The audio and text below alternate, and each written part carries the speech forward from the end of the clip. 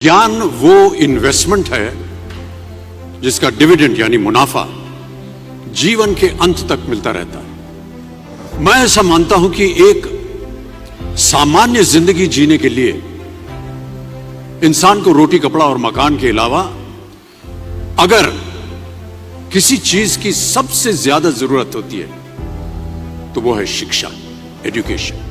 आपके पास यदि धन है तो आप उसे गोल्ड में कन्वर्ट कर सकते हैं। धन हो या सोना, दोनों के कम होने का या खो जाने का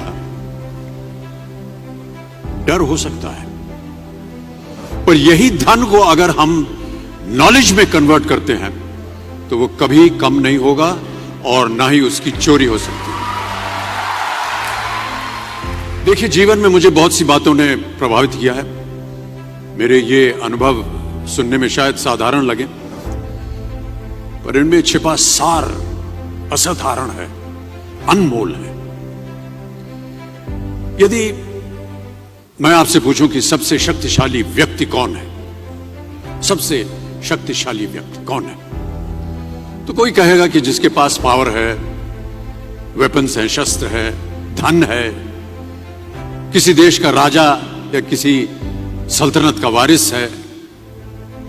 मेरा ऐसा मानना है कि वेपन्स, मनी किसी को पावरफुल नहीं बनाते, या अगर बनाते भी हैं तो कुछ समय के लिए ही बना पाते। दौलत आज होगी, कल नहीं। शस्त्र का ज्ञान तभी तक काम आएगा जब तक वो शस्त्र चल सकता है। Once it is used it becomes obsolete. पर शास्त्र का ज्ञान कभी नहीं रुकता। Knowledge can never be obsolete. शास्त्र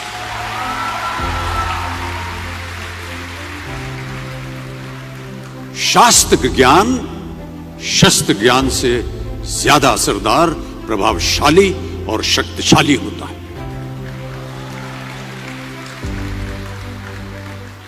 अब देखिए, एक राजा ने कितने राज्यों पर विजय प्राप्त की, कौन कौन से शस्त्रों का इस्तेमाल किया, कितने सैनिक थे, यह शायद आपको याद न हो,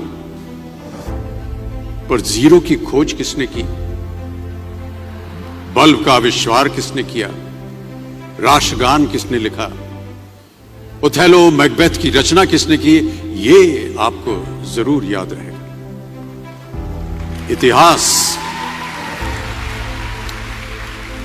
इतिहास गवाह है कि एक राजा अपनी शक्ति के बल पर केवल वहीं तक पूजा जाता है जहां तक उसका साम्राज्य फैला होता है।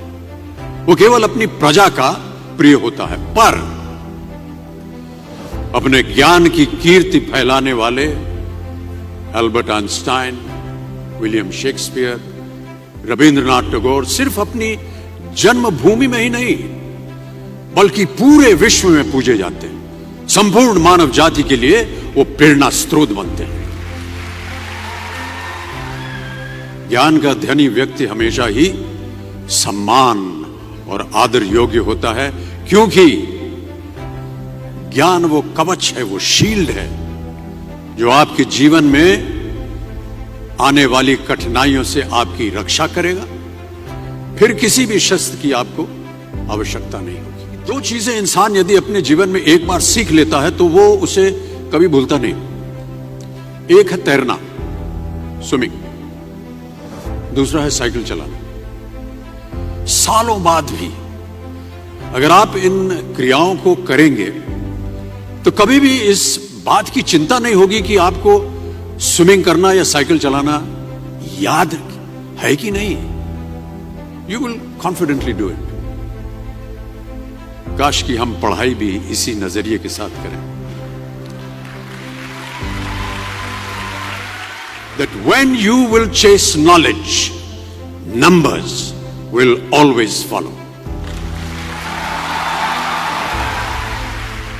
देखिए, महाभारत में जब गुरु द्रोणाचार्य ने एकलव्य को अपना शिष्य मानने से और अपने गुरुकुल में लाने से इनकार कर दिया था, तो एकलव्य ने क्या किया, अपने गुरु की प्रतिमा, एक मूर्ति बनाई और केवल उस मूर्ति से प्रेरणा लेकर ही धनुर्विद्या सीखने में वही सफलता प्राप्त की जो बाकी योद्धाओं को द्रोणाचार्य के गुरुकुल में रहकर हुई।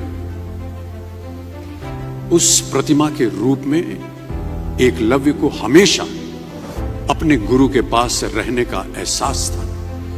और जब गुरु साथ में हो तो सफलता हासिल करने से आपको कोई भी नहीं रोक सकता है।